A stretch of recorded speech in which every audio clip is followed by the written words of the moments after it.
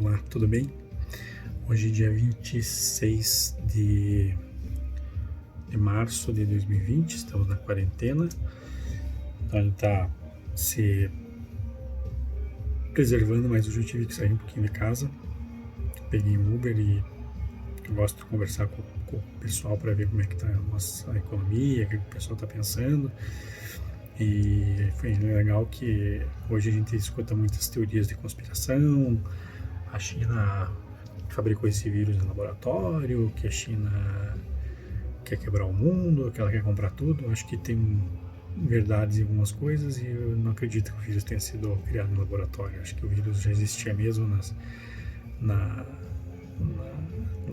nos animais silvestres, e isso é uma coisa que na China existe muito forte, que é a alimentação com todo tipo de animal, né? Tanto que eles falam que na China, se não que tem a asa e não é avião e tem a perna, não é uma mesa, eles estão comendo, né? Bicho, eles comem de tudo. Isso já vem porque eles têm uma história de 200 anos né, de 1800, anos 1800 a 1900, 1700, um pouquinho antes, passaram por uns 200 anos de crise, eles eram considerados o doente da Ásia, né?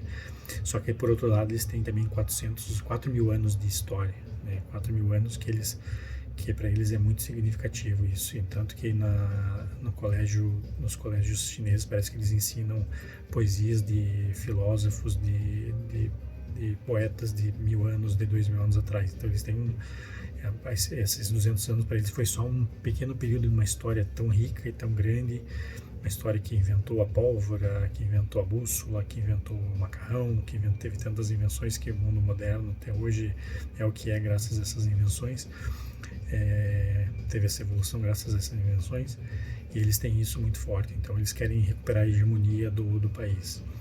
Teve a Revolução, né, em 49, Revolução Comunista com Mao Tse Tung, e junto à Revolução Mao Tse, teve a reforma cultural deles, né? Então o Partido Comunista é muito forte lá. Mas a partir do momento que morre Mao Tse Tung, um dos companheiros dele, que até na época foi exilado, que era o Deng Xiaoping, que ele nasceu numa família até no interior de uma província da China, acabou indo estudar na França, pegou toda aquela parte de começo do século passado de novas ideias, e ao mesmo tempo havia a revolução bolchevique na Rússia. Ele foi para a Rússia, ele foi com as ideias, entanto que ele ajudou o Mao Tse Tung na revolução, né, na revolução comunista chinesa. Só que ele tinha umas ideias um pouco mais avançadas, um pouco mais para frente, tanto que ele foi exilado por um tempo. E quando Mao Tse Tung morreu, chamaram ele de volta, e a esposa de Mao queria assumir, continuar na mesma pegada de Mao Tse Tung, e ele junto com os militares conseguiam tomar o poder. Só que ele tinha ideias diferentes, ele tinha a ideia de fazer a China crescer.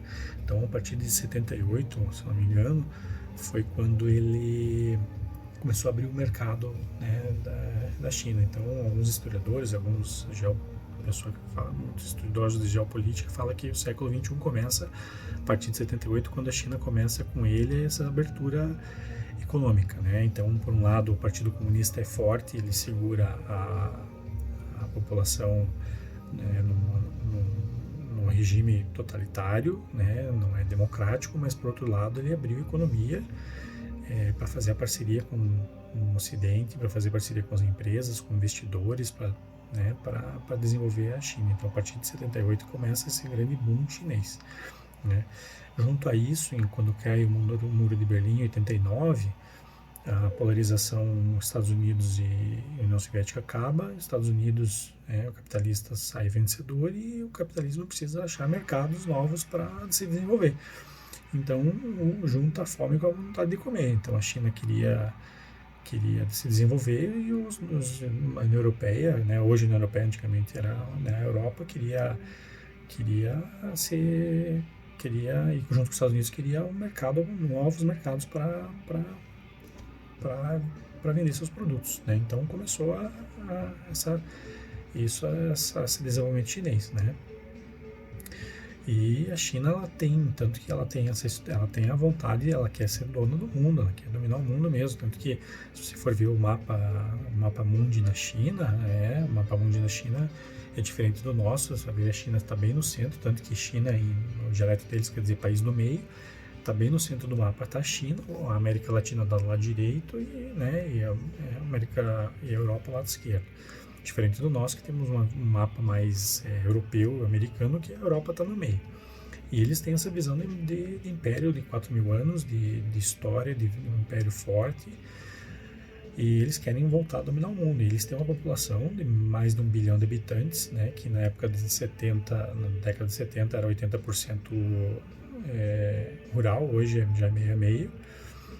E os estudiosos falam que os países que vão se desenvolver são os países que vai aumentar a classe média, tanto que a classe média chinesa hoje é mais de 400 milhões de habitantes, é 2 Brasil mais ou menos, né? Claro que a classe média chinesa não dá para comparar com a classe média americana, não dá para comparar com a nossa, mas é uma classe média que está consumindo muito, né? Uma classe média que está aumentando o poder de compra, tanto que o mercado chinês hoje é 20% do mercado de luxo do mundo, é o chinês que compra as Lamborghinis, as Ferraris, as Louis Vuitton, as Gucci, né? É um mercado muito forte, eles estão se abrindo, se atentando cada vez mais para isso. A outra, 3 pilares, além da classe média, é desenvolvimento tecnológico, quem tiver desenvolvimento da tecnologia, e urbanização, né? A China passou por um processo de urbanização também nesses últimos 30, 40 anos, que de 80% da população que antes era agrícola, hoje meio a meio é nas cidades. As cidades se desenvolveram de uma maneira espetacular, tinha cidades pequenas até perto de Hong Kong, que eram consideradas vilas de pescadores, hoje são megalópolis de 10 milhões de habitantes.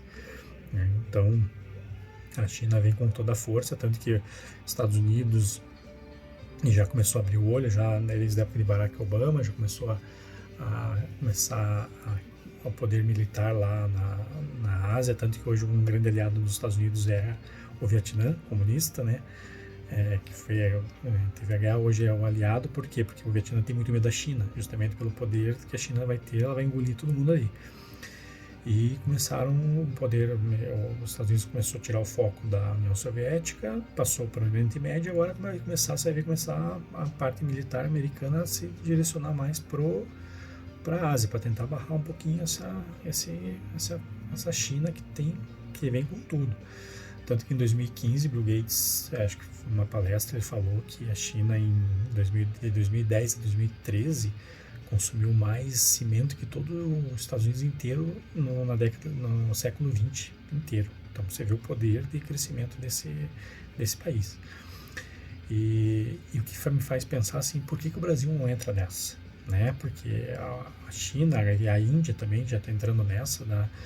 São os países que também tem mais de 1 bilhão de habitantes, é uma população que também tem um potencial grande, muito pobre, mas que vai entrar uma classe média com tecnologia. É um país que já tem bomba atômica, então tem tecnologia, eles têm boas universidades, né? Então, mas por que o Brasil não consegue vir nessa? O que faz o Brasil atrasar tanto, né? Será que é político? Será que é povo? O que é falta de história, falta de apego, falta de o que, né? Que faz a gente ter esse complexo de vira-lata, esse complexo de atraso, né? Tem alguns ainda querendo achar que o comunismo a saída para a América Latina. A gente vê que o comunismo não é fadado, com exceção à China, que o comunismo lá é diferente, é um comunismo de mercado. Tanto que também acredito que vai mudar esse tipo de comunismo, que é uma grande preocupação do governo chinês, aumentando essa classe média, aumentando esse poder de compra. Apesar de eles não terem o Google, não terem Instagram, não terem os provedores deles, terem as coisas deles, porque eles não querem que se ocidentalize, mas ao mesmo tempo o povo vai crescendo, a classe média vai crescendo, vai começando a viajar, vai começando a ver outras coisas, e esse é o grande problema do governo chinês daqui para frente. Acho que é como segurar essa linha dura do poder do governo do Partido Comunista, né? Porque daqui 30, 40 anos, eu não sei se não vai ser uma economia um pouquinho mais aberta, e o comunismo também não vai começar a mudar, porque a gente sabe que o comunismo não dá certo. Mas assim, o que faz o Brasil não ir para frente? O que faz o Brasil não conseguir ser um país importante no mundo? Né? É um país de tamanho continental, é o quinto maior país do mundo, é o lugar que mais tem água no mundo, terras com agricultura, não tem neve, o ano inteiro a gente pode produzir, o Nordeste que é seco, a gente pode levar água, a gente pode produzir fruta, a gente pode produzir o ano inteiro, exportar, tá um pulinho da Europa, um pulinho dos Estados Unidos, está perto, né? Oceano, a gente tem o Atlântico inteiro para a gente exportar, a gente tem minério, a gente tem ferro, a gente tem nióbio, tem tanta coisa. E por que esse país não desenvolve?